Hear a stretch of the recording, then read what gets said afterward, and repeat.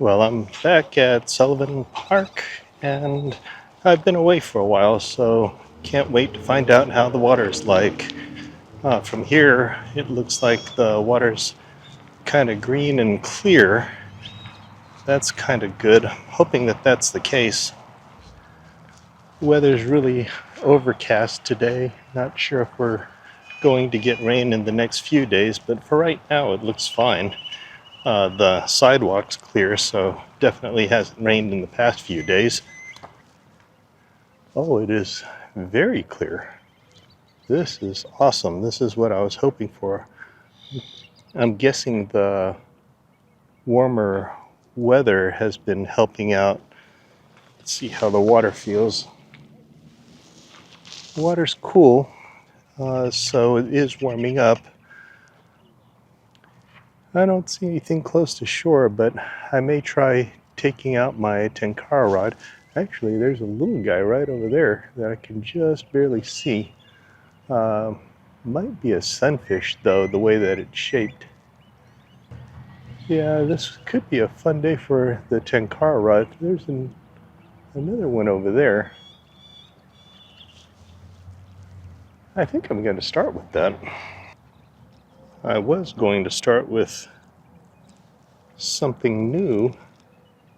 It's a spoon, but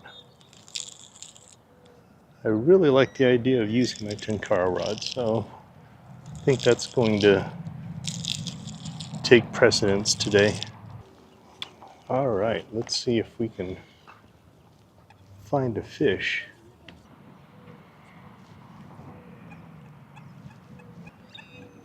Unfortunately, I don't see those fish out here anymore.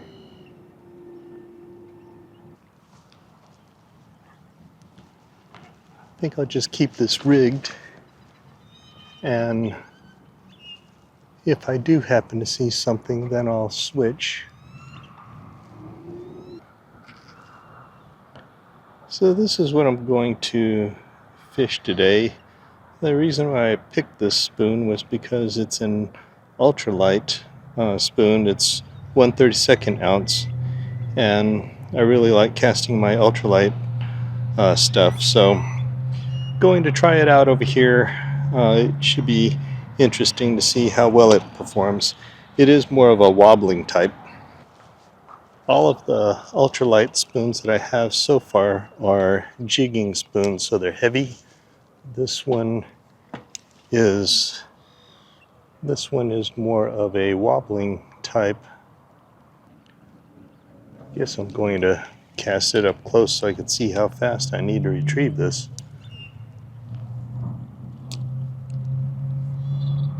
Okay, it sinks very slowly.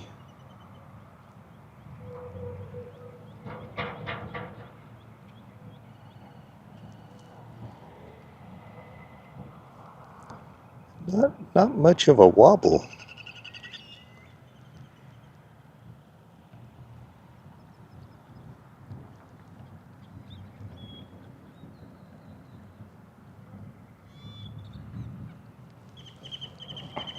Almost seems like I'm going to have to do a bit of twitching. Not what I was wanting, but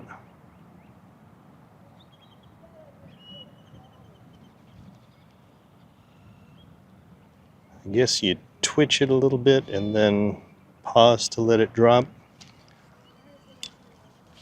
Let me try that out. So 7 seconds for it to drop.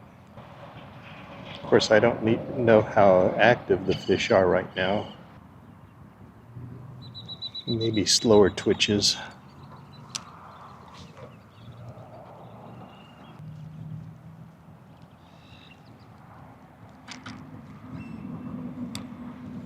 Very disappointed on the action. It really doesn't act like a wobbling type spoon. And it doesn't act like a jigging type spoon.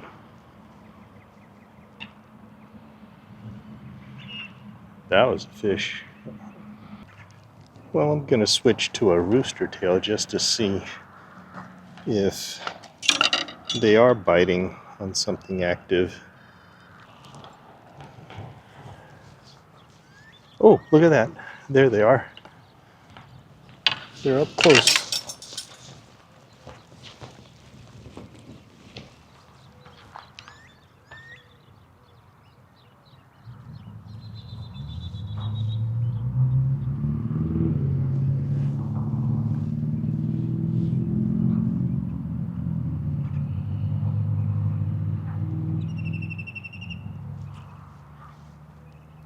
That was 3 trout swimming up close. Not really sure where they went now.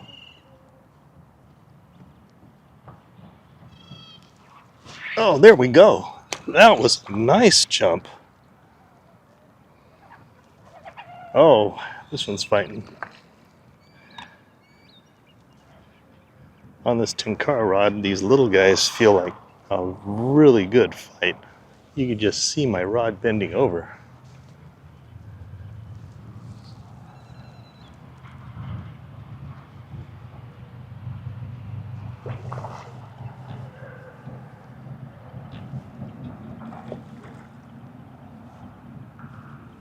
Oh, this is awesome.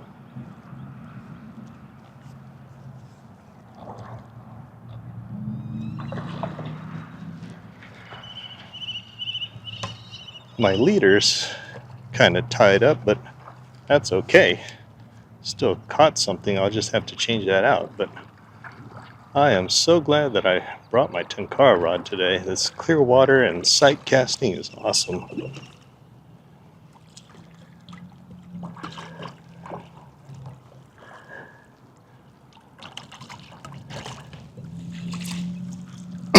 Here we go.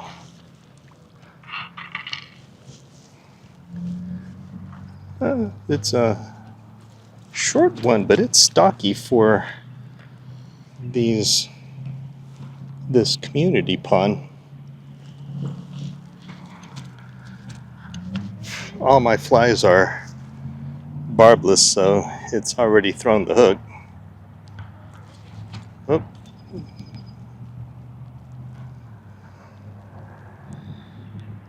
Looks like 12 inches.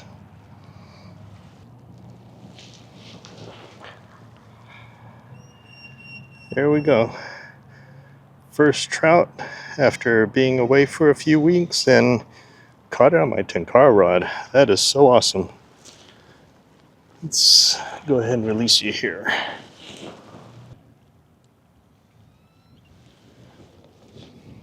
Just make sure it's fine. There he goes. Well, I'm having fun. Wasn't out here long. Had a feeling I can get them on a sight cast. Not too impressed with the spoon though. Just cut off the line, and first thing I do, since it's so close, is throw away my line. Wish more people would do that. I think I made my leader too long.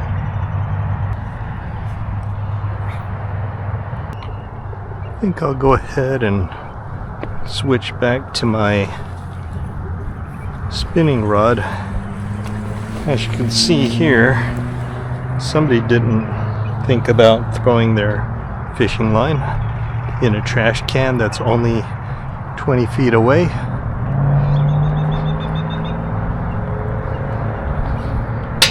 And also had a jar of Berkeley power bait dough. Okay, back to the rooster tail, which I did not cast out earlier.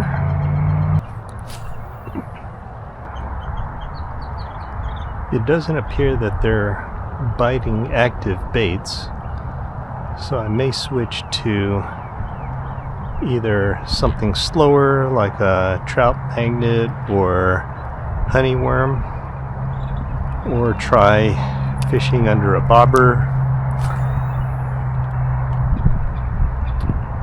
I know they're biting flies, so could do that too. Alright, going to throw this 1/64 ounce jig head with this gulp fish fry. If I don't get the range, then I'll switch to putting it under a bobber. Oh, that doesn't fall very fast. I think if I were sight casting, I can use this. Let's put it under a bobber.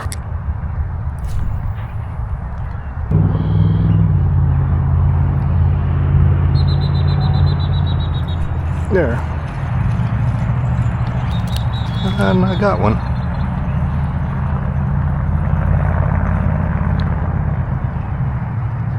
It's a little on the smaller side, but I got him. Actually, I caught me a bass. It is getting close to that pre-spawn time or spawning. I would say we're probably in pre-spawn. They'll start spawning around 50 degrees. There you go. Nice 9-inch bass. Kind of cool. Whoa! Nice catch with the net. So he didn't land in the rocks. Alright. Bye-bye. Nice to see the bass are in here.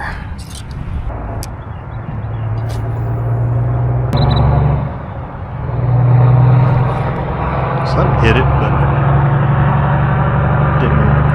didn't take it.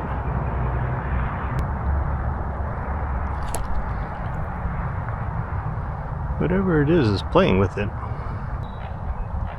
I think I got me a sunfish that's playing with this.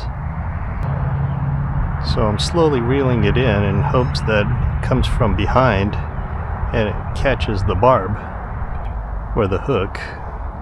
These should be barbless. Okay, let's cast to this other side again. That side has sunfish or something that really doesn't care about just taking it in completely.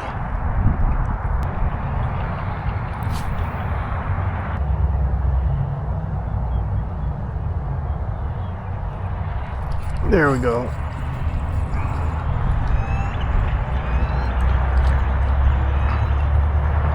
This one's just staying on the bottom. Alright, that's a little better fight. And I got another bass.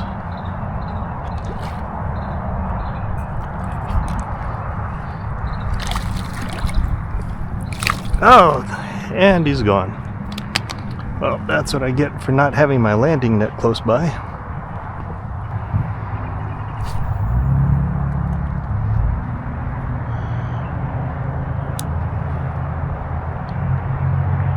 So what happened there was I just kept my line tight. There it is again. And I just slowly reeled it in just a little bit until I finally felt the pressure from the fish. It's a tiny hook and a tiny bait, so not really sure why they can't just take it in unless they're just playing with it. Oh, check out the goldfish in there. Oh, they're big goldfish.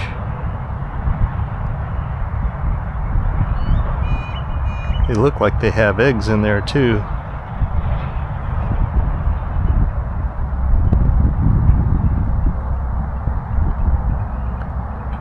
The two on the sides are the males and the big one in the front is a female. So I guess we're gonna have more goldfish in here. So what I do sometimes is I will raise the bobber or raise the bait so that the fish have to commit to go up to it, and when they do, they're usually a lot more aggressive.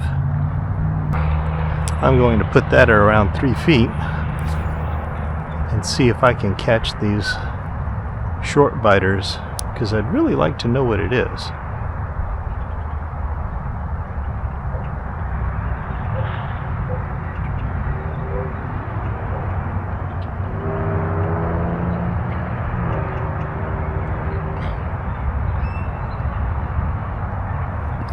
There we go. I guess my little trick works.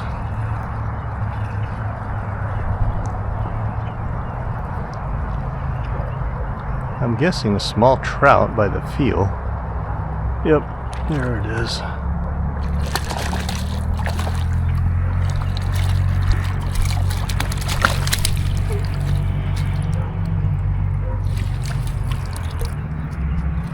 Oh, and that's how you get a trout to take your bait instead of just playing with it.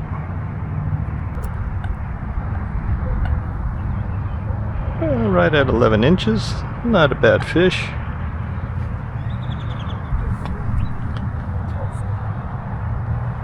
That's the third one. Actually, I'm going to call that other bass the fourth one.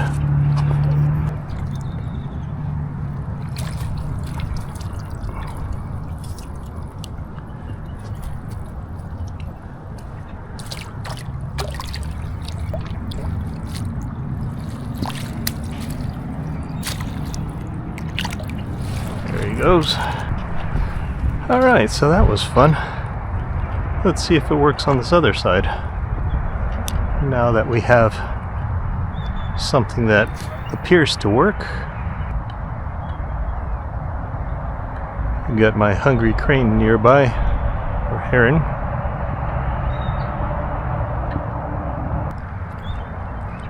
I think it was more towards the center where they were biting.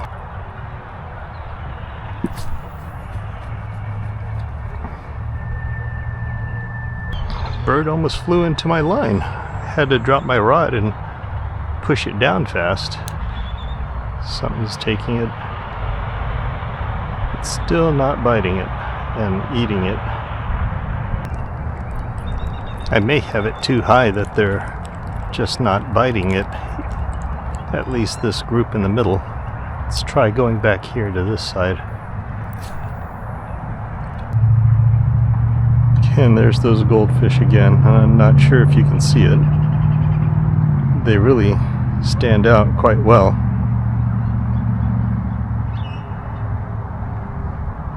You can see the eggs in this fair colored one and the way that the males are following her. I suspect those fish have been here for quite a while. The size of them. Let's try to catch something on the fly rod.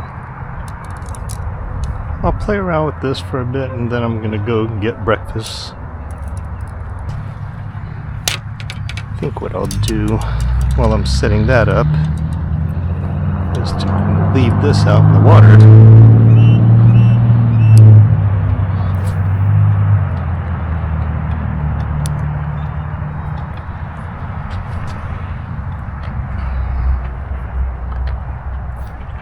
There, look at that. So much for leaving it out in the water.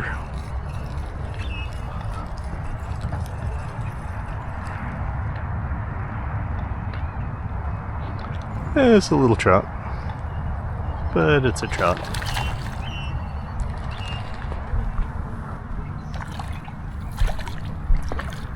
Everything's perspective in this pond.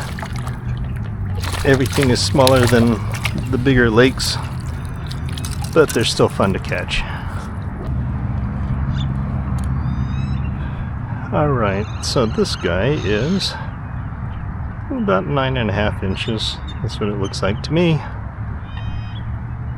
Nice trout. Looks like a bird got him, or somebody who landed him got this right here.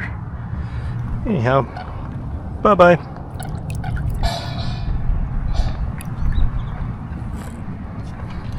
Oh no, you're not. You need a little bit of resuscitation here. You okay?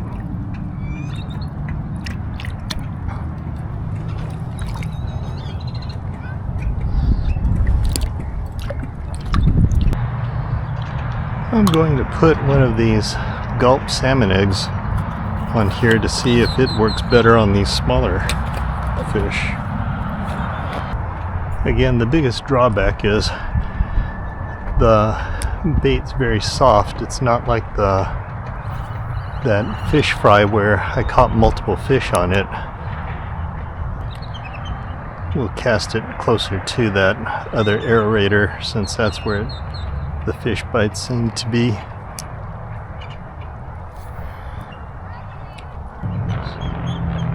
They're biting it now, but doesn't seem to make it where they just take it in and eat it.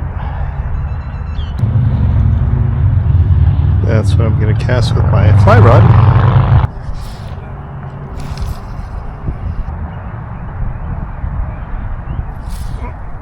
Something's biting it.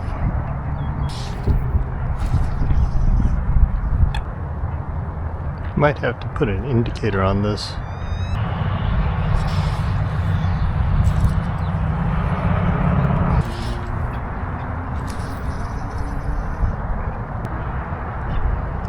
Something pulled it. Oh! It came off. My fly came off. That's disappointing. Oh no. My tippet ring let go. I don't want to spend any more time working on that, but that's a shame because I actually had a fish on the line. I tied that off with a fisherman's knot, not a regular cinch knot. So I guess I've got to come up with something better than that. Alright, it's getting late and I'm getting hungry. Let's see what we can do about catching with this bait, and then we'll call it a day. So if you are coming over to Sullivan Park, the pond water is finally clean and clear. I'm guessing it's due to the warmer weather, which is not what I was expecting. I thought we would have clearer water with the cold water, but anyhow, it's nice and clear. It allows you to see any of the fish that swims by that's kind of close. I'd probably see more if I was on the other side where I wouldn't have as much glare. Of course, it's overcast everywhere, so I guess it may not make a difference. Anyhow, the fishing is relatively slow. It's not an active bite, but you can definitely catch some good fish here, and you also have a chance of catching some bass. Until next time, tight lines.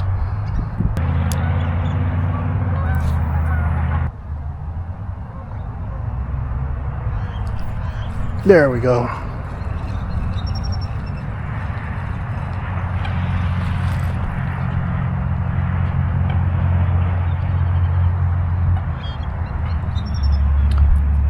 This one's just cruising in until he started seeing me. Now he's fighting.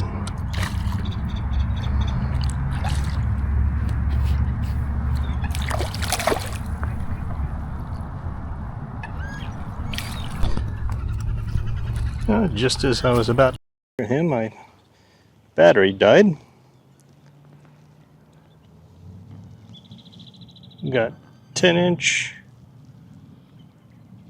Nice little trout. Bye-bye.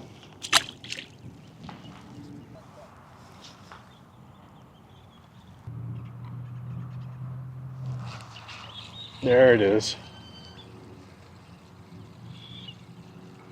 So now they're biting at 6 foot again, so changes as the time goes by. Could also be that since I'm using the salmon eggs, I'm catching them a little better. It does seem to catch small ones too fairly well. Looks like 9-inch. Little small guy. Somebody else hooked him earlier.